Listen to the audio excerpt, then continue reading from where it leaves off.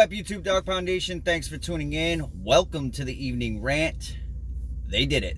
The Cleveland Browns defeated the Pittsburgh Steelers by the final score of 29-17 last night on Thursday Night Football, and it was a thing of beauty. All right, but the score does not tell the whole story. But before we get into that, and you're new and you're stopping by for the very first time, and you want to join the family, you want to join Dog Pound Nation, you can do that by taking the time right now. Hit that subscribe, hit that like, and hit that notification bell. So please join Dog Pound Nation, join this new platform, join the family, subscribe, like, and hit that bell. So let's get into it. Listen, let me tell you, I will first say this. This defense was making me nervous in the first half. All right. They were letting Mitchell Trubisky move this ball at will. It was very, very concerning. And it was a here we go again. That's what was taking shape. And, long story short, they get into the halftime there, trailing 14-13 due to another Cade York missing his extra point, which he's got to get that cleared up. Can't be having that. Get that out of your system now, please. So they get into the locker room, and, they made adjustments for the first time this season at halftime. They came out. They only allowed the Pittsburgh Steelers 3 points in the second half, which was huge. All right. Yes, we lost Anthony Walker last night for the season. That was very, very crucial watching him go down. And we're not only losing his play on the field, we're losing him as a leader. We all know how, important he is in the locker room, on the field with his leadership. And not only that, he was balling out. He was playing at an elite level the last 3 weeks, the best ball of his career. And it's sad to see the man go down for the rest of the year. Hopefully we can overcome this, because I think he is very, very important. He's the green he's the green dot. He's the one that, gets everybody lined up. But we'll see how that, takes shape in the coming, weeks with who's going to handle that. But again, him going down, Jacob Phillips came in, and it was jaw-dropping. The man balled out for the first time this year, because, week 1 and week 2, he was missing tackles left and right. Missed tackles. He was out of place. He just looked lost on the field. He balled out last night, made a couple different big plays. I remember one specific play, Pittsburgh, Trubisky was rolling to his right, and this ball definitely would have been completed if it wasn't for Phillips laying out, batting the ball down, and preventing the Pittsburgh Steelers moving the chains, and it forced them to punt. And the other big play he had was stopping Trubisky behind the line, which caused another punt. Huge. So he showed up. He was everywhere. He was fast. Real happy to see that. Denzel Ward, I feel he really has to, start locking it down. This man's the highest paid corner in the league right now. And yeah, to me, last night he had that bullshit pass interference, I think was pretty damn weak. But he allowed, I remember it was a 2nd and 19, and he allowed Trubisky to complete a 17-yard pass. He was playing off his guy and pretty much broke his ankles. Deontay Johnson broke his ankles. And, and there was a couple plays like that with him last night. But he ended up making adjustments at halftime as well, and he did tighten it up in the second half. So hopefully, it seems like with Denzel Ward, every season he starts off slow. So I do have faith that he is going to pick it up, as the season carries on. So I'm not too concerned with that. We did lose Rodney Harrison in pregame warmups. Not sure about his injury. JOK was injured last night, quad injury, so he will not be missing a lot of time. So that's, thank God on that. So we're going to be seeing a lot of Sione Takitaki. We're going to be seeing, Tony Fields, JOK, and Jacob Phillips. That's what we got at linebacker. So I think we're going to be all right, though, guys.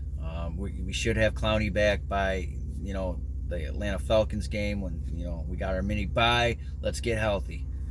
So we should be good there. But I was happy. The biggest thing I was happy with this defense last night, they made adjustments at halftime, and that was huge because they weren't able to do that the first 2 weeks. So that's awesome. Now, as for the offense, we already know Nick Chubb and Kareem Hunt, what they do and what they're about. They just thunder and lightning. Them boys carrying that, they're the heart and soul of that offense. But Amari Cooper, big game. Yes, he had that big 4th down drop. All right, that was huge. But can't get too mad. He's human. He ended up making up for it. Definitely did. And then he had the penalty where Jacoby hit him down the sideline. It got called back. Lost it down, all that stuff, because illegal touching. He ran out of bounds, came back in. But he made up for it, so I can't be too upset with Amari Cooper. Him and Jacoby Brissett have this chemistry as if they've been playing with each other for the last several years. They look like they are on the same page, which is unbelievable if you ask me. Because first of all, if you were going to ask me, I did not think Jacoby Brissett was going to be playing at this level the last 2 weeks. This man has been putting the ball places where only his wide receivers can get it. Look at that beautiful dime he threw to Njoku in the end zone. He put that ball where Njoku can only make a play on it. Njoku went up, climbed the ladder, brought that ball down for 7 points.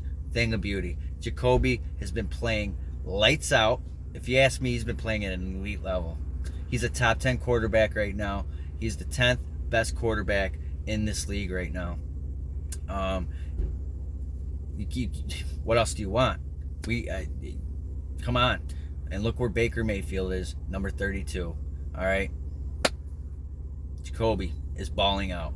All right. He looks comfortable. He is controlling this offense. He's taking command of this offense, which is a thing of beauty, because I put my foot where my mouth is. I did not think Jacoby was going to be playing at this level by any means at all. And he has really, really proved me wrong. And I hope he can keep this up. And I think he will. I really do. I think Jacoby will. He has been throwing some darts, some dimes. And Njoku, speaking of Njoku, did you see a 10 catch performance last night for 89 yards and a touchdown? Dude was balling. And we have not seen that. I think that was his best game of his career last night from Chief. So that was awesome. They got chemistry. He's got his go-to guys. Amari, Njoku, both balled out last night against a decent defense. All right. Yeah, it's not the defense of Pittsburgh Steelers we've seen in the past, but there is still a pretty good damn defense. They're well coached, and we moved the ball at will last night on them, either on the ground or in the air. Didn't matter. So that was a thing of beauty. Jack Conklin came back, played well last night, so that was good to see. And but that's all I got for you guys. All right. And last night when that score became within 6, I got nervous. All right. And we ended up getting a touchdown on the last play of the game. The defense closed it out on a fumble recovery by none other Denzel Ward to make it 29-17. But I'll take it. We'll take it. All right. We are 2-1, first place in the AFC North. The Cleveland Browns, first place. Can't complain. Should be 3-0. Until next time, I'm gonna end this video. I got a video coming for you. I got this topic. We're gonna talk a little bit about Myles Garrett in the next video, because there was a lot of people complaining about Myles Garrett on social media, and we're gonna break that down in the next video. All right, because Myles is catching some flack that I don't think he should be catching. All right, everybody was saying, "Where's Myles? Where's Myles Garrett? He didn't show up last night. Where his name wasn't called." Go watch the tape. The man was taking on doubles and triple teams all night long. All right, it's not all about the stat sheet. It doesn't show up on the stat sheet, but it is. If you ask me, it's just as good as a sack or a pressure, because you're taking on doubles and triples. You're freeing up other defenders to make big plays, and I did see it last night when I went back and cruised through the game. I seen it, and you will too. So go check it out. Myles he's a freak. All right, and not only Does he get the sacks and the pressures and all that and the hurries? The man takes up triples and doubles all the time. All right, and that's huge. All right, so we'll talk about that in the next video. Everybody, I'm going to get this out to you. Everybody have a great rest of your day. We are 2-1, first place in the AFC North. We'll take it. Have a great day. And go Browns!